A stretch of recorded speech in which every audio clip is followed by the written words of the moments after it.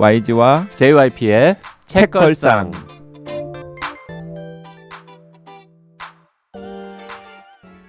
책에 관한 걸쭉하고 상큼한 이야기. YG와 JYP의 책걸상이 찾아왔습니다. YG 강량구입니다. JYP 박재영입니다. 박평 박혜진입니다. 박평님 반갑습니다. 네, 반갑습니다. 네, 약간 수척해지신 것 같은데요. 네, 똑같습니다. 아 그래요? 네. 고생하신다는 이야기를 들어서. 늘 고생하고 있죠. 이 웃음의 의미는 뭘까? 하루 이틀도 아닌 것인데. 평소와 좀 다른 종류의 고생도 하고 계시다고 듣긴 했습니다만 네, 방송에서 얘기하긴 좀 거시기한 이야기라서 얘기하면 다쳐요. 자, YG는 이 여름 휴가는 갔다 왔습니까? 네, 여름휴가 제주도 잠깐 다녀왔습니다. 가족과 함께. 네, 그래서 저는 대체로 그냥 동해 아니면 제주도 가는 것 같아요. 뭐 남들도 보통 동해 아니면 제주도. 두 군데 제일 많이 가죠. 아니 서해도 가기도 하고 남해도 가기도 하고 하는데 그렇죠. 저는 서남해안의 항구 도시에서 태어났잖아요. 그래서 남해랑 서해에 대한 약간 그런 환상이 없어요. 좀 거기를 왜 가지? 뭐 이런 느낌? 지금 우리 집 가는데 뭐 이런. 지금 저 서남 쪽 지방 비하 발언입니까? 아, 비하 발언은 아니고 거기를 왜 가지? 거기는 너무 고향 같은 푸근한 곳이라서 신비롭지 않다. 신비롭지 않다. 박평님은 휴가는 다녀오셨어요? 아니요, 저는 여름 휴가는 없고 겨울에 가려고 하고 있습니다. 여름 휴가가 없는 특별한 이유가 있나요? 할 일이 되게 많아요. 여름 휴가가 회사에서 안 주는 게 아니라 본인이 안 가는 거죠? 제가 저한테 안 주는 거죠. 네. 음. 여름은 너무 일이 많고, 네, 막 이렇게 좀 길게 시간을 내기에는 좀 일정이 녹록지가 않아서. 겨울에 되게 근사한 데 가려나 보다. 길게 갈라나 봐요? 조금 길게?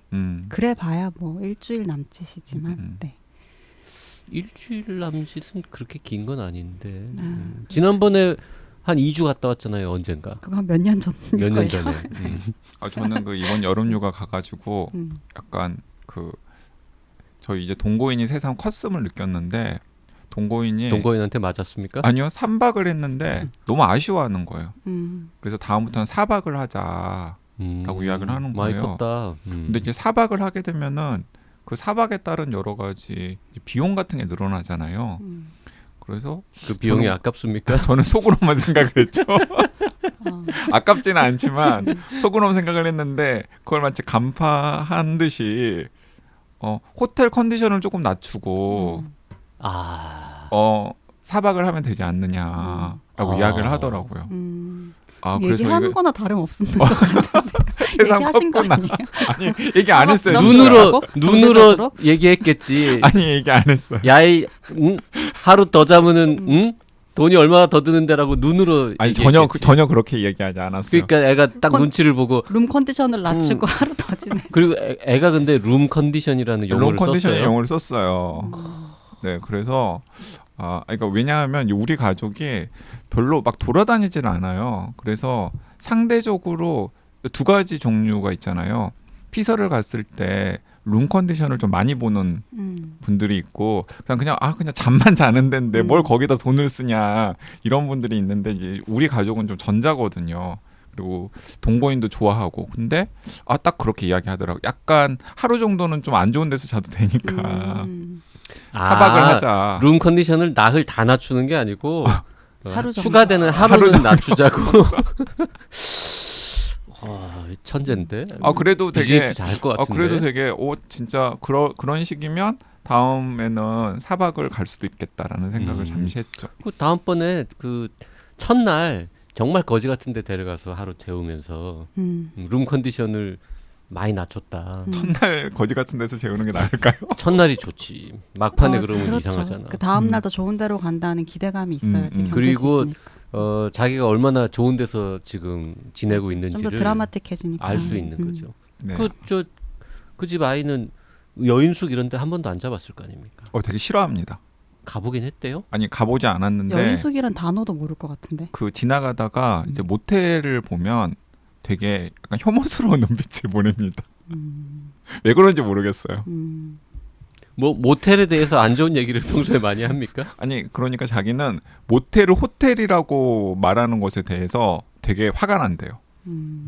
저건 무슨 기만이냐 약간 이런. 그래서 그 아이는 앞으로 모텔 같은 데는 평생 죽어도 안 갈 거다. 아, 뭐 이런 맞다. 생각을 하고 그리고 있습니까? 그 제가 제 SNS에는 뭐 한참 어렸을 때 동고인 어렸을 때 가끔씩 올린 적이 있었는데 그 동고인 어렸을 때 한때 꿈이 호텔 사장이었잖아요. 아주 어릴 때부터 호텔을 많이 이용하셨나 근데 보다. 대체로 어린 아이들은 호텔을 좋아하지 않습니까? 네. 모릅니다. 네. 여기 뭐 어린아이랑 관련 있는 사람이 없어가지고 네. 내가 왜 도대체 이 얘기를 꺼냈지? 내가 물어봤으니까 꺼냈지 뭐. 그래도 되게 좋네요. 그 제주도 갔다 와서 아이가 3박을 2박으로 줄이자고 하지 않고 4박으로 늘리자고 하니까. 맞아요. 아직까지는 그러니까 좋은 관계를 유지하고 있는 것 애가 같습니다. 긴 여행을 이렇게 다닐 만큼 정신적으로나 신체적으로나 성숙했다. 그 다음에 엄마 아빠를 뭐 그렇게 싫어하지 않는다. 거기다가 약간의 이런 그 경제적인 철까지 좀 들기 시작했다. 별로 철든 것 같지는 않은데 룸 컨디션을 다 낮추는 게 아니라며. 3일은 그대로 하고 추가 하루만 조금 낮추자. 되게 이제 이 정도 얘기를 하면 둘 중에 한 명은 JYP는 여름휴가 갔다 왔냐 물어볼 법도 한데 정말 관심들이 없군요. 안 갔다 온 거 아닙니까? 여름에 안 네. 가시잖아요. 그죠? 네, 여름에 안 가잖아요. 북적북적. 알고 될 때. 있어서 그냥 안 물어보고. 아니 다 아는데 굳이 왜 물어봅니까? 근데 그럼 다 다른 계절의 휴가 계획은 있으세요? 지금 구체적으로 뭐 잡힌 건 없고요. 요새 저 하루씩 이렇게 쓰고 뭐 금, 토, 일 이렇게 쉬고 이런 거. 이번에는 혹시 외국으로 가십니까? 응? 저 아무 계획이 없는데. 얼마 전에 부산 다녀오셨죠? 부산은 갔다 온 적 있죠. 우리 11월에 강릉 갈 계획 있잖아요. 그렇죠. 그거는 저 휴가가 아니죠. 이제 무슨 업무? 학회에 초청받아서 같이 가는 일정이 하나 있습니다. 통 못 봤어요. 우리 되게 오랜만에 봅니다. 네, 한참 자주 보다가. 그래서 좋아 보여요. 늘 오면 어제 몇 시까지 같이 있었다. 뭐 이런 얘기. 정말 오랜만에 많았는데. 보는데 그 오랜만이 사실 2주입니다. 네. 평소에 워낙 자주 봐서. 생각나더라고요. 근데 한 2주 못 보니까. 2주 못 보니까. 그지? 정말 돈독해. 중독됐다니까. 아니 그 사실은 앞에 서론이 좀 길었지만 여름 휴가철에 한여름에 뭐 최근에 뭐 재밌는 책 본 거 없냐 뭐 요 질문을 하려고 던진 거였는데 저는 여름 휴가 때 할롱코벤 책 가져갔죠. 그 텔로원? 단 한 번의 시선. 텔로원? 노. 텔로원은 그건 옛날에 본 거고. 예전에 본 거고 그 많은 분들이 재밌다고 한 할롱코벤 소설 중에서 단 한 번의 시선을 본 적이 없어가지고 단 한 번의 시선을 가지고 가서 봤어요. 재밌더라고요. 네, 근데 좀 약간 힘 빠진 듯한 느낌도 들고 약간 할롱코벤도 뭔가 재미는 있는데 막 적극적으로 다른 사람들한테 권해지지는 않는 그런 작가와 작품인 것 같아요. 좀 아무래도 뭔가 네. 그 스티븐 킹이나 아니면 또 누구 있죠? 뭐 정말 페이지 마이클 코넬리나 요런 분들에 비하면 그래도 어딘지 모르게 한 끗 좀 부족한 그런 뭐 느낌이 있긴 하죠. 인정 안 하시는 분들도 있을 것 같은데 어쨌든 JYP나 제 감각에서는 그런 것 같아요. 그리고 이번 여름 때 그 나름 또 해본 게 저희 책걸상 그 금은 모임 중에서 오펜하이머 네, 모임을 제가 좀 열심히 하더라고요. 맘먹고 약간 가이드를 하면서 자 오늘은 몇 장을 씁니다. 내일은 몇 장을 씁니다. 이 장의 포인트는 이겁니다. 그리고 이 장에 나오는 이런 등장인물들이 나오는 이런 책들도 있습니다. 이제 이렇게 가이드하면서 끌어가고 있거든요. 한 44분 정도랑. 근데 되게 많은 분들이 의외로 끌려가고 저 있더라고요. 노하우 좀 알려주세요. 네. 잘 끌고 갈 수 있는 비결. 그냥 꾸준히 끌고 가면 됩니다. 자주 올려, 거의 매일 올리더라고요. 네. 그리고 뭐 심지어 오늘은 주말이니까 좀 길게 여러 페이지 읽을까요? 뭐 이러면서. 그래서 지금 이제 4부까지 끝났고 5분만 남았어요. 29일짜리 일정이었는데 그래서 무난히 한 44분 중에서 상당수는 그 끝까지 같이 다 완독할 것 같고 그래서 한 달에 한 권씩 해보려고요. 다음 달 책도 정해놨어요. 책걸상 번외편으로. 아 책걸상 방송 안 하는 책으로. 안 하는 책 중에 약간 벽돌책. 네. JYP가 협조 안 해가지고 책걸상에서는 방송 사고 못한 책을 싶었는데 못한 책. 네, 네. 뭘 할 건데요? 권력과 진보라고 하는 책이 있거든요. 그게 거의 제가 생각하기에는 올해의 책 수준의 좋은 책인데 그 책도 벽돌책이에요. 그래서 그것도 같이 읽어보면 좋을 것 같아가지고 네. 다음 달에는 또 신청자 받아가지고 해보려고 합니다.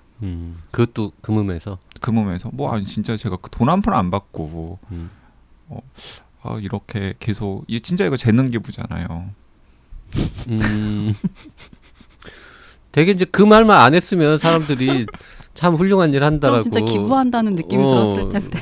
훌륭하시구나라고 했을 텐데 저 말 하는 바람에 재수 없어졌죠 여전히. 네. 뭐 박평은 뭐 책 읽는 게 직업이니까 뭐 여름 휴가라고 특별히 맞춰서 읽은 책 이런 건 없겠네요. 전혀 없어요. 휴가 때는 책을 안 읽어야 휴가 아닙니까? 근데 읽죠. 책 읽는 걸 좋아하니까 읽는데 근데 저는 최근에 만든 책이 있거든요. 회사에서. 그래서 근데 그 책이 진짜 좋아서 일인데 일하면서 읽는 게 너무 좋았어요. 그거 우리 하려고 하는 책이죠? 아니요. 아니에요? 네, 여기서 안 할 건데요. 아니 그렇게 좋은 책인데 왜 우리한테는 소개 안 아니 해줘요? 왜냐면 산문집이고 그리고 그냥 인생에 대한 얘기예요. 그래가지고 별로 공감을 안 하시거나 혹은 제가 공감을 못 받을 것 같아서 그러니까 지레 약간 겁먹 둘 중에 JYP가 공감 안 할 것 같죠. 두 분 다 막상 말할 것 같아요. 그래서 그거를 좀 여러 번 읽으면서 약간 쉬는 것 같은 걸 시간을 보냈고 그 나의 친구 스미스 재밌었어요. 이시다가호 우리 네. 방송했어요. 네, 그 책 재밌게 읽었어요. 저는 올해 읽은 책 중에 제일 어려운 책이었는데 아 진짜요? 다들 재밌다고 하셔서 재밌다고. 아 막 찾아보면서 읽어야 되니까 네, 무슨 말인지 무슨 말인지 모르겠어서. 모르니까. 박평은 운동 좀 했나 봐요. 저 요즘 하고 있어요. 헬스. 그래서 더 약간 몰입해가지고 그런 읽었을 것도 수도 있고. 있었겠구나. 네, 좀 공감도 많이 가고 그 스타일리시하더라고. 그러니까 되게 투박한데 그 투박한 데서 오는 또 매력이 있고 그래서 재밌게 읽었어요. 그 금음에서 지금 그 나의 친구 스미스랑 그 넷플릭스 서바이벌 예능 사이렌 같이 콤비님이 이끌면서 하고 있는데 사이렌도 재밌나 봐요. 많은 분들이 보셨거나 혹은 보시면서 재밌었다고 이야기를 많이 올리더라고요. 사이렌은 이제 저는 앞에 혼비님이 재밌다 그래가지고 2편 반인가 3편인가를 봤는데 난 아직 그렇게 재밌지는 않던데. 그리고 그거 보는 와중에 DP 시즌 2 나와가지고 그거 보느라고. DP 같은 건 안 보시죠? 저 보죠. 이번 시즌도 봤습니다. 네, 봤어요. 시즌 1 봤고 시즌 2 봤고. 네. 안 본 게 없죠. 그 많은 책 보고. 또 물어봐요. 요즘에 제가 또 재밌게 보는 드라마 하나 있어요. 그냥 말해주세요. 네, 요즘 재밌게 보고 계신 드라마는 뭐가 있나요, 와이즈님? 힙하게라고 하는 드라마. 새로 시작한 거? 새로 시작 그거 재밌을 것 같아서 1, 2편 봤는데 되게 재밌어요. 나도 관심은 있던데 있었는데 아직 못 봤습니다. 그 힙하게가 그 눈이 부시게라고 하는 같은 채널에서 했던 명작 드라마를 만든 PD님께서 만드신 거잖아요. 근데 되게 느낌이 좋더라고요. 재밌어요. 그리고 아니 이제 힙하게라는 드라마는 일단 관심이 간 게 제가 또 이제 저 타칭 힙저씨 아닙니까? 힙으로 시작하길래. 아니 그거랑은 상관없는데요. 그 힙은 진짜 엉덩이인데요. 아 그래요? 네. 드라마의 힙하게가 엉덩이 힙이에요? 네, 엉덩이가 굉장히 중요한 소재거든요. 아 그래요? 네. 홀 전혀 몰랐네. 웹툰 네. 원작인 거죠. 웹툰 원작인지는 몰랐어요. 네. 우리가 오늘 왜 이렇게 앞에 책 아닌 이야기를 많이 했냐 하면 오늘 할 책이 제목만 놓고 보면 사실 과거에 방송했던 제목이죠. 이번 시즌 첫 방송의 책이랑 제목이 똑같아요. 그렇죠. 당신이 보고 싶어하는 세상. 이게 오늘 다룰 책의 제목입니다. 우리가 같은 책을 2번 하는 일은 없단 말이죠. 네, 헷갈려 하실 것 같은데 그 당신이 보고 싶어하는 세상은 단편 소설 한 권을 한영대역이죠. 네. 한영대역 그러니까 한글이랑 영어랑 같이 해서 책으로 단행본으로 나온 걸 장강명 작가랑 시즌 1 시작할 때 올해 1월에 했었고 이번 시즌은 시즌 몇이었죠? 시즌 5. 네, 시즌 5 아니고. 첫 방송 때 했었고 그리고 그때 장강명 작가가 이 소설까지 포함한 SF 소설집을 여름에 내려고 준비하고 있다라고 예고를 했었는데 그 소설집이 나왔는데 그 소설집 제목이 똑같이 당신이 보고 싶어하는 세상입니다.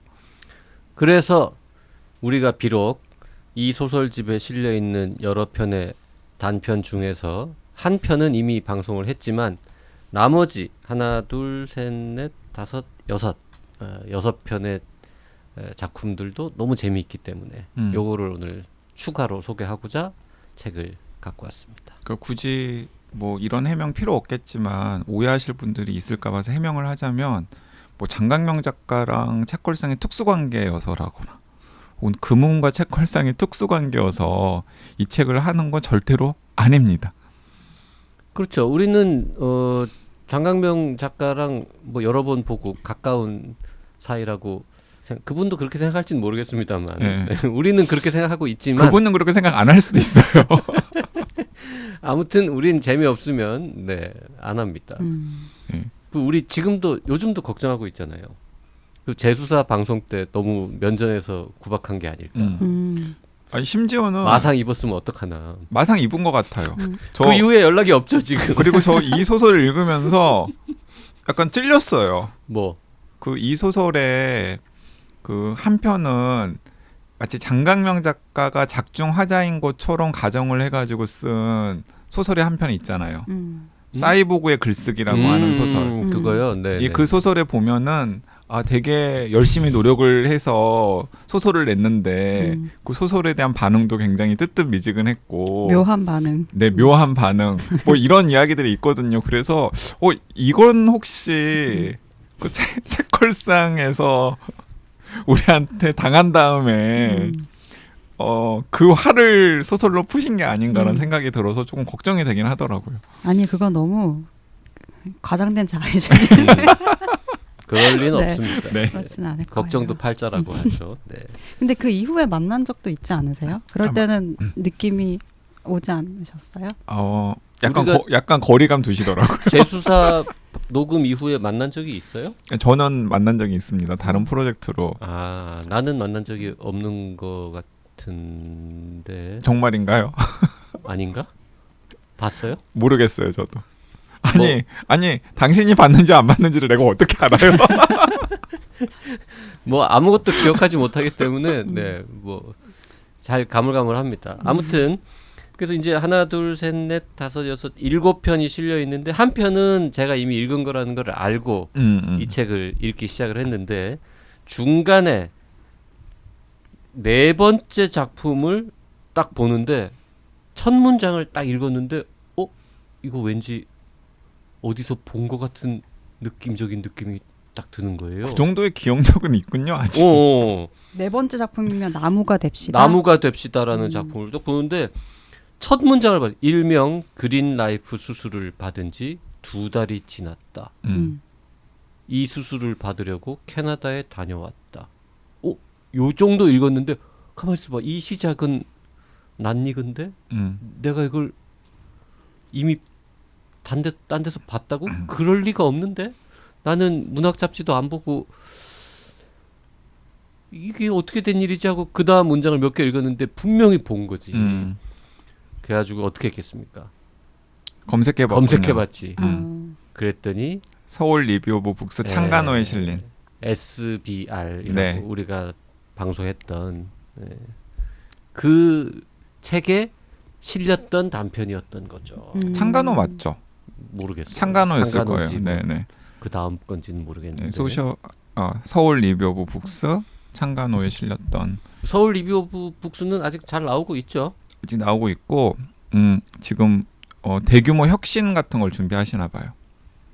네, 그래가지고 이제 조만간 대규모 혁신을 준비한다는 건 뭔가 잘 안 되고 있다라는 그렇다고 봐야죠. 의미라고 봐야 되는데.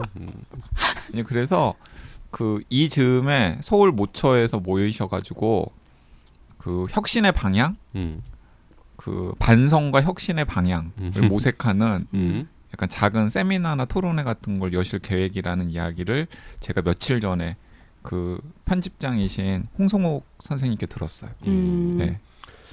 자, 그래서 뭐 이제 단편집이라서 뭐 기본적인 설정들을 그래도 조금씩 얘기하면서 몇 편 소개를 할 텐데, 당신이 보고 싶어하는 세상은 저번에 했으니까 네.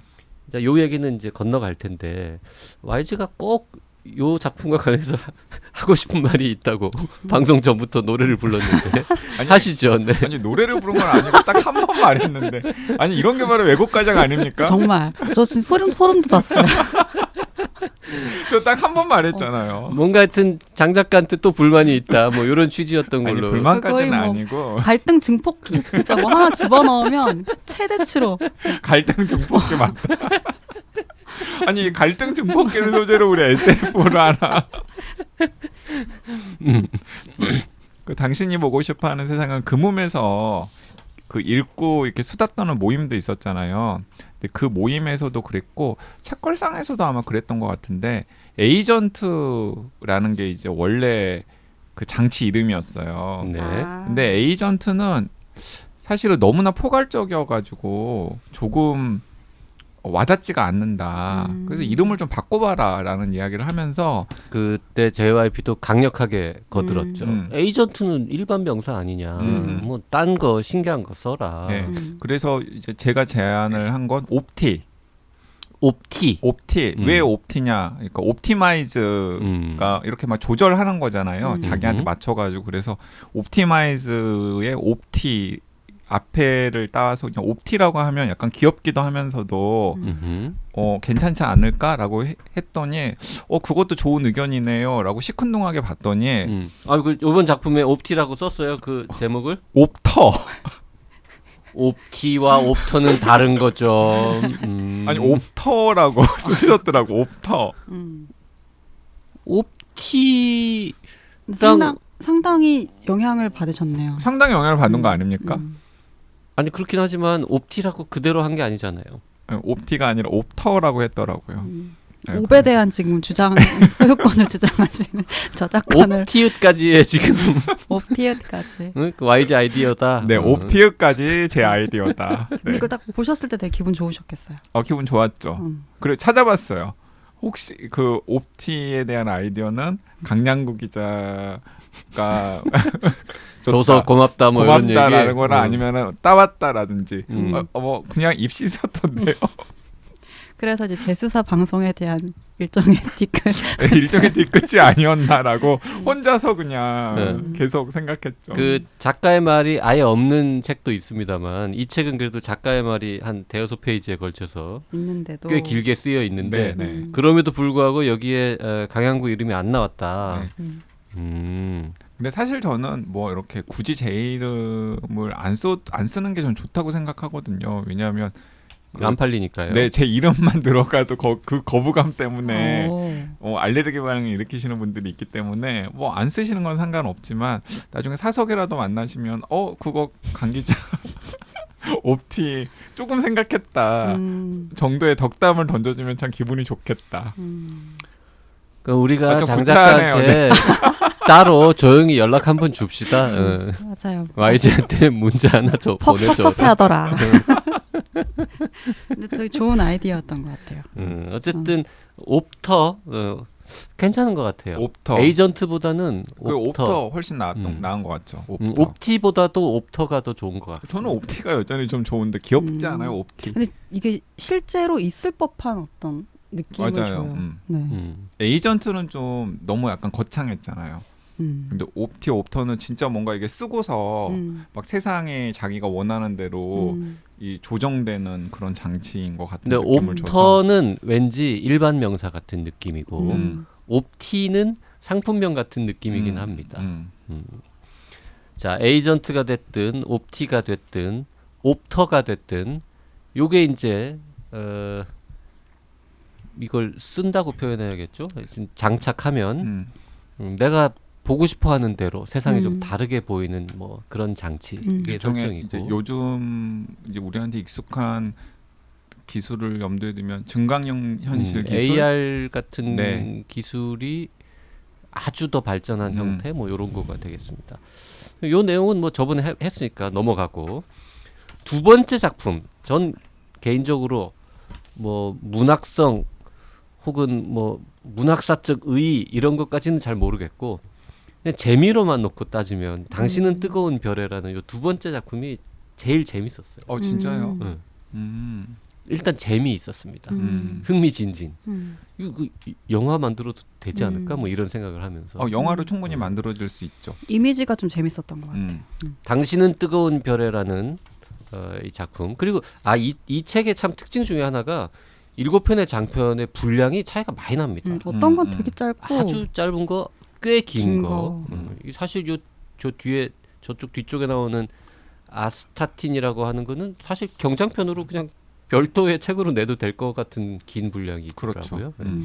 아무튼 당신은 뜨거운 별의 설명 전문가 YG께서 좀 설명 좀 해주시죠. 그 당신의 뜨거운 별에는 지금은 로켓이나 우주 개발을 그 뭐 정부가 주도를 하고 있잖아요. 그런데 이 당신의 뜨거운 별의 세계관에서는 정부가 우주 개발을 주도하는 게 아니라 이미 일찌감치 뭐 일론 머스크의 스페이스X 같은 기업들이 나와가지고 그런 기업들이 이제 우주 개발을 주도하는 그런 시대인데 그 기업들이 우주 개발만 하는 게 아니라 다른 여러 가지 사업들도 이제 같이 한단 말이에요.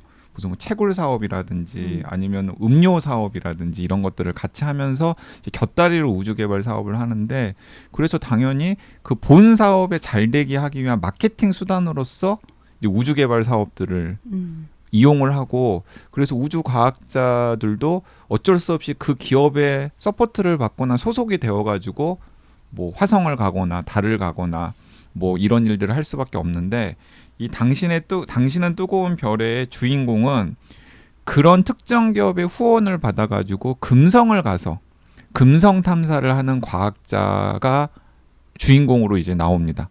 그리고 그 과학자와 사회가 소원한 지구에 있는 딸이 이제 모종의 음모를 뭐 파헤치고 폭로하고 극복하는 그런 과정을 그린 소설이라고 할 수 있겠습니다. 무슨 내용인지 하나도 모르게 설명한 것 같은데. 왜냐하면 네. 그 내용들을 막 이렇게 내용을 좀 더 설명하면 스포일러가 되니까. 스포일러가 되니까. 그러니까 일단 무대는 금성이고 그리고 금성에서 연구를 하는 여성 과학자가 이제 메인 주인공 중에 한 명이고 그 여성 과학자가 지구에 있는 자기랑 사이가 굉장히 좋지 않았던 딸과 연락을 시도한 다음에 그 모녀가 어떤 음모를 파헤치는 뭔가를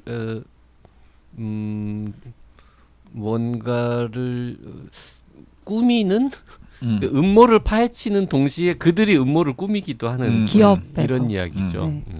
근데 이 작품이 독특했던 거는 시작 부분이 마치 희곡처럼 그 프로듀서와 광고주 대리인 그리고 그 프로듀서가 2명, 수석 프로듀서와 그냥 프로듀서와 광고주 대리인 3사람의 대화로 시작을 하잖아요. 이 대화가 중간중간에 계속 나오죠. 네. 근데 이 다이얼로그를 이렇게 보고 있으면 이게 뭐 어떻게 하자는 거야? 이게 무슨 내용이지라는 생각을 일단 하게 되고 뭔가 하여튼 이게 좀 이런 세계관을 바탕으로 이 작품이 쓰여지겠네. 아무튼 뭔가 쇼가 벌어지고 있네 이런 느낌이 있죠. 요거 딱 보면은 그런 느낌 안 들었어요? 그 옛날 영화 트루먼 쇼. 트루먼 쇼. 그거를 연상시키는 오프닝이죠.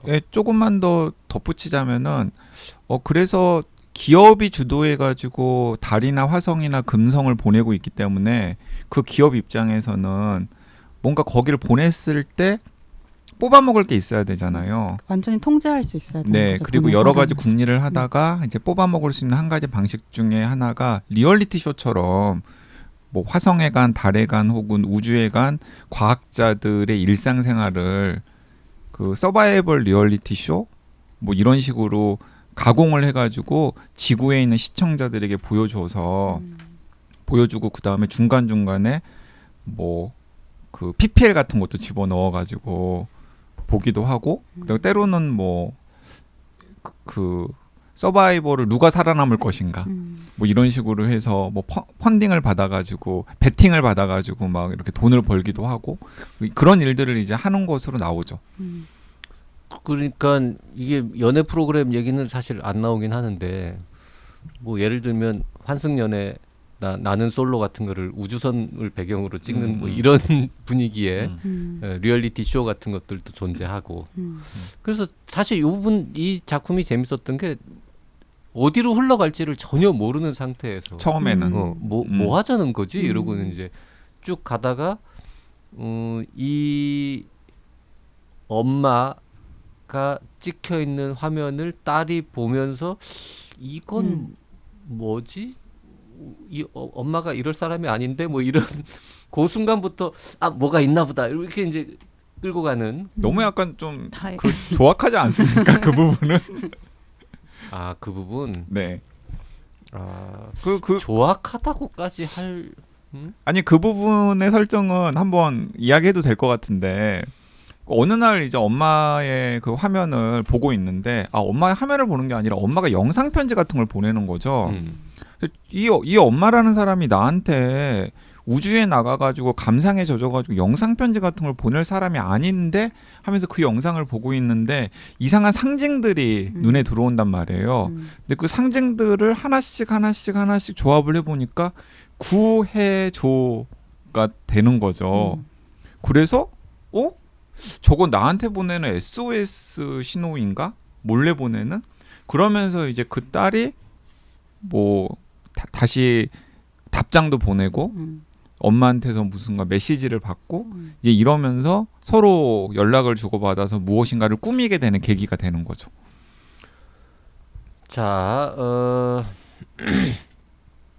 아까 엄청 스케일이 큰 이야기인 것처럼 네. 아까 보여야지. 뭐라 그랬죠? 조악하다고? 네, 조악하다. 장강명 작가한테 아, 맞다. 그 말도 전해줄게요. 아, 점점 더. 맞다. 아, 아닙니다. 아, 굉장히 참신했습니다.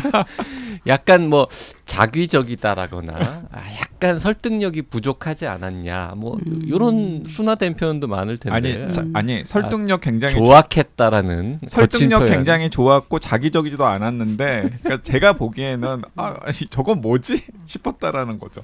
너무 아무튼 극적으로 보이. 네, 아무튼 구해줘라는 메시지가 가 닿았고 지구에 있는 딸한테 그래서 지구에 있는 딸이 저기 지금 금성에 있는 우리 엄마한테 무슨 일이 생겼나 보다.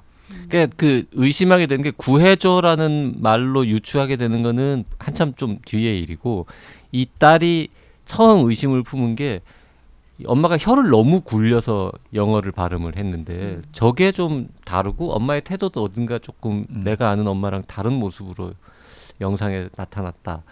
그리고 이제 이 조라고 하는 JOE라고 하는 영어 이름 이게 이제 그 로봇의 이름인데 이 아이의 이름이 조야라면서 말하는 부분에서 그 조 발음을 너무 이상하게 해서 이 조 비슷하게 들렸다는 것에서 하는데 장 작가도 얼마나 고민했겠습니까? 이거 만들어내느라고. 네, 이해해 줍시다. 네, 장 작가한테 뭐라고 하는 거 아니에요? 이해해 준다라는 거 약간 좀 동조한 거 아닙니까?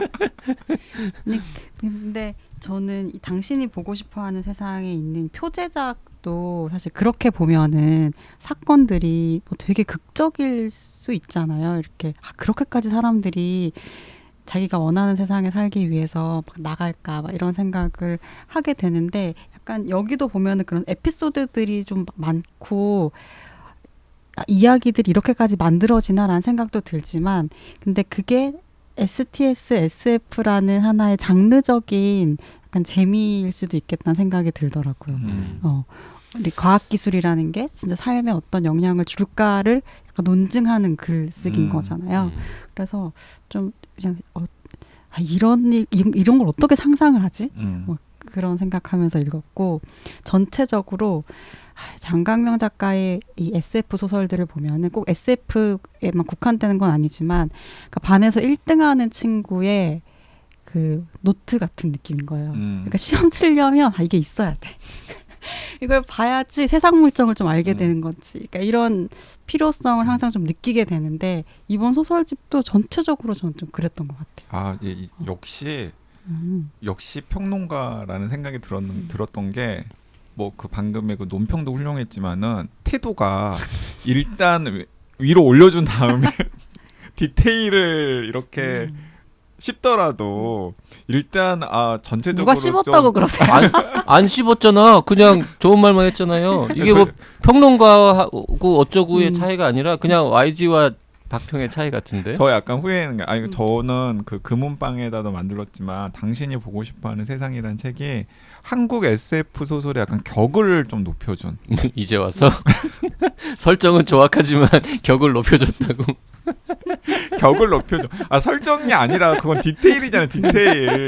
디테일의 장치들. 그래서 저는 전체적으로 당신이 보고 싶어하는 세상이라는 SF 소설집은 한국 SF 소설의 격을 높여준 소설집이라는 생각이 들었고 더 나아가서는 그 제가 굉장히 높이 평가하는 그리고 좋아하는 SF 소설가 중에 이제 한 명이 그 우리가 같이 소개하고 또 좋게 읽기도 했었던 SF 작가 중에서 켄 리우가 있잖아요. 그런 종이 호랑이. 네, 종이 호랑이. 종이 동물원인가? 종이 호랑이. 네, 종이 호랑이. 네, 그 종이 호랑이의 켄 리우 만큼 켄 리우의 작품보다도 장강명 작가의 어떤 작품들은 더 낫다라는 생각이 들더라고요. 그래서 이게 장강명 작가의 SF 소설의 내공이라는 게 우리가 그냥 옆에 있었고 되게 친하기도 하고 그래서 막 눈여겨보질 않았지 상당한 성취에 이르렀구나라는 걸 이 소설집에 있는 소설들을 읽으면서 저는 새삼 느꼈고 그래서 다른 의미에서 좀 존경스러워졌어요. 종이 동물원입니다. 종이 동물원이니까. JYP가 맞춘 거야? 웬일이래? 저도 공감하는데 동의하는데 YG의 말에 저는 이렇게 눈여겨봐 왔습니다. 평소에도. 평소에도 쭉 존경해 왔습니다. 참 훌륭한 작가다. 그 아까 박평이 지나가는 말처럼 STS SF라는 용어를 쓰셨는데 이게 지금 장 작가가 만들어내서 밀고 있는 용어죠. 네, 만들어낸 용어죠. Science, Technology and Society. 그래서 STS가 앞에 붙어 있는 SF. 사실 STS는 원래 있었던 이야기고 당연히 STS도 뭐 있는 말이고 SF도 있는 말인데 이 두 개를 붙인 사람은 장강명인 거죠 지금. 네네. 근데 그건 의미가 있는 것 같아요. 어떤 점에서 의미가 있냐면, 그러니까 STS는 이제 두 가지가 거의 비슷하지만 두 가지로 쓰이는데 하나는 사이언스 테크놀로지 앤 소사이어티로도 쓰이기도 하고요. 또 한편에서는 사이언스 테크놀로지 스터디즈 이제 약칭으로도 쓰이기도 해요. 그러니까 사실은 두 개가 다 비슷한 이야기인데, 그러니까 과학기술과 사회가 어떻게 상호작용하는지에 관심을 두는 접근 방식이라는 측면에서 STS라고 하기도 하고, 그리고 그 과학기술과 사회가 서로 상호작용하는 접근 방식을 학문적으로 좀 연구를 하는 그런 접근을 그냥 사이언스 테크놀로지 스터디즈라고 해서 둘 다 그냥 STS라고 부르는데 사실은 그냥 같은 이야기인 거죠. 근데 장강명 작가는 자기가 지금 현재 픽션 중에서 SF 픽션이 해야 하는 일은 그렇게 과학과 기술이 사회와 상호작용하면서 생길 수 있는 여러 가지 문제 상황들이나 가능성 혹은 부작용 같은 것들을 소설로서 먼저 독자들에게 제시해서 체험하게 하고 경고하고 약간 성찰을 촉구하는 그런 일이라는 생각을 하고 있고, 그래서 이제 이 소설집에 모인 소설로 그런 걸 적극적으로 한번 좀 구현해 보려고 노력했다. 라는 취지에서 이제 STS, SF를 자기는 써야 된다라고 생각하고 지금 일단 실험적으로 내놔 봤다라고 이야기를 하는데, 저는 진짜 SF가 해야 할 일이라는 생각이 들거든요. 그 요거 저 외국에 수출하고 많이 팔리고 세계적으로 더 유명한 작가 되고 이러면 이제 나중에 위키피디아에 STS SF라는 장르 장강명이 창시한 걸로 앞으로 되는 거죠. 근데 저는 처음에 이게 STS, SF가 발음하기 너무 어렵잖아요. 맞아요. 그러니까 한 번에 틀리지 않고 얘기하기도 힘들고. 근데 이제 외국에서 온 에이전트들 미팅을 하거나 하면 이제 이런 종류의 소설들을 설명하면서 막 이렇게 설명해요. 뭐 이게 뭐냐 사변 소설이라고도 막 하고 그 번역된 말들을 막 쓰다가 그냥 블랙미러 같은 소설이에요. 이렇게 얘기하면 한 큐에 막 다 정리가 되거든요. 그래서 그럼 차라리 그냥 블랙미러 픽션이라고 하지 이런 생각을 했었거든요. 근데 사실 블랙미러는 이제 이 미디어에 좀 많이 국한된 다크한 상황들인 거고 이 책을 보니까 미디어가 되게 중요한 역할을 하긴 하지만 굉장히 그 과학기술의 범주가 넓고 그 영향에 대해서도 훨씬 더 당연한 거지만 다양하게 다루고 있더라고요. 그래서 이 발음하기는 어렵지만 STS, SF의 어떤 납득이 되는구나 이런 생각이 사실 그리고 저는 좀 아쉬웠던 게 그 지금 현재 과학기술과 사회가 상호작용할 때 이제 많은 사람들이 가장 걱정하는 것 중에 하나가 이 인공지능이나 로봇이 사람의 삶에 들어왔을 때 무슨 일이 벌어질까이잖아요. 특히 일자리와 관련해서. 근데 장강명 작가가 그 소설을 써놓았는데 분량이 너무 넘쳐가지고 이번 책에는 안 넣었어요. 이번 책에는 안 넣고 따로 단행본으로 그 뭐 아쉬워요. 다음에 넣으려고 하는데 읽을 재밌는 게 남아 있는 거. 근데 이제 그 소설이 여기 들어갔으면 훨씬 더 STS, SF의 정체성이 좀 도드라지게 보이지 않았을까라는 생각이 들어서 그 부분은 조금 한편 기대가 되면서도 아쉽기도 하더라고요. 그 작품하고 뭐 딴 것도 몇 개 더 써가지고 이제 STS, SF 시리즈로 쭉 내겠죠 앞으로도. 자 지금 STS, SF라는 이름도 말하기 힘든 이 장르 장 작가가 창시하고 있는 이 장르에 대한 설명 그리고 아주 간단한 두 편에 대한 이야기만 좀 나눠봤습니다. 나머지 이야기는 다음 시간에 이어갈까요? 그냥 STS 픽션이라고 해도 되겠다. 그렇죠. STS 사이언스가 픽션. 두 번 들어가는 두 번 거니까. 들어가니까 그냥 STS 픽션이라고 해도 될 것 같아요. STSF는 어때요? 그렇죠 이상한. STS 픽션. 네, 다음 시간에 이어가겠습니다. 감사합니다. 네, 감사합니다.